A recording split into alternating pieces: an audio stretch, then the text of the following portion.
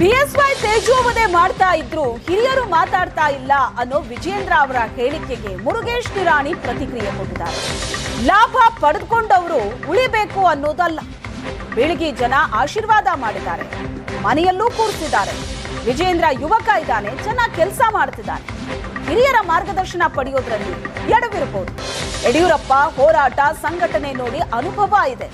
ಅಸಮಾಧಾನಿತರನ್ನ ಮನವೊಲಿಸುವ ಕಡೆ ಗಮನ ಹರಿಸಬೇಕು ಅಂತ ಪರೋಕ್ಷವಾಗಿ ವಿಜೇಂದ್ರ ವಿರುದ್ಧ ಮುರುಗೇಶ್ ನಿರಾಣಿ ಗುಡುಗಿದ್ರ. ಹಾಗಾದ್ರೆ ತಂದೆಯವರು ಸಪೋರ್ಟ್ ಮಾಡಿರುವಂಥದ್ದನ್ನೇ ಈಗ ನನ್ನ ಬೀಳಿ ತಾಲೂಕದವ್ರು ನನ್ನ ಸಪೋರ್ಟ್ ಮಾಡಿದ್ದಾರೆ, ಆಶೀರ್ವಾದ ಮಾಡಿದ್ದಾರೆ. ಒಂದು ನನ್ನ ಆರಿಸಿ ತಂದಿದ್ದಾರೆ, ನನ್ನ ಮನೆಯಲ್ಲಿ ಕೊಡಿಸಿದ್ದಾರೆ.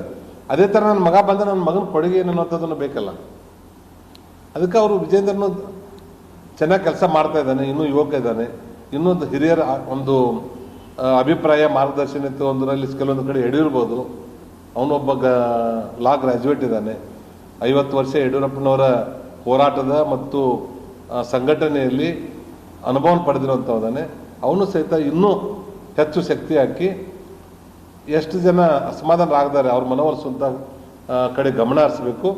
ಮತ್ತು ಏನು ತಟಸ್ಥ ಗ್ರೂಪ್ ಇದೆ ಅವ್ರಿಗೆ 1 to 1 ಆಗಿ ಹೋಗಿ ಮಾತಾಡಬೇಕು. ನಾನು ಹೇಳುವಂಥದ್ದು, ತಂದೆಯವ್ರ ಕಡೆಯಿಂದ ಸಹಾಯ ತಗೊಂಡಾರೆ ಅಂದರೆ ಅವರು ಮತ್ತೊಂದು ಬೇರೆ ಮಾತಾಡ್ತಾರೆ.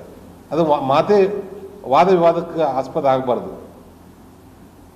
ಅವ್ರು ಒಟ್ಟಾರೆ ಈ ಅಸಮಾಧಾನವನ್ನು ಮುಂದುವರಿಸಲಾರ್ದೇ 4 ಗೋಡೆ ನಡುವೆ ಅದನ್ನು ಸರಿ ಮಾಡಿಕೊಂಡು ಲಕ್ಷಾಂತರ ಕಾರ್ಯಕರ್ತರಿದ್ದಾರೆ.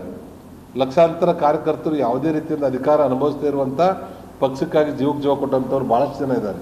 ಅವ್ರಿಗೆ ಅನ್ಯಾಯ ಆಗ್ತಾ ಈಗ ಮುರುಗೇಶ್ ನಿರಾಣಿನ ಎಷ್ಟು ದುಡಿದಿದ್ದೀನಿ, ನನಗೆ ಅದರ MLA ಆಗಿದ್ದೀನಿ, ಮಂತ್ರಿನೂ ಆಗಿದ್ದೀನಿ. ನಮ್ಮಂಥವ್ರು ಸಫರ್ ಆಗೋದಿಲ್ಲ.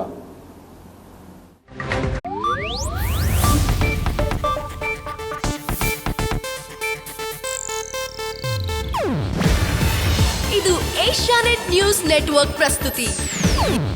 ನೀವು ನೋಡ್ತಿದ್ದೀರಾ ಏಷ್ಯಾನೆಟ್ ಸುವರ್ಣ ನ್ಯೂಸ್.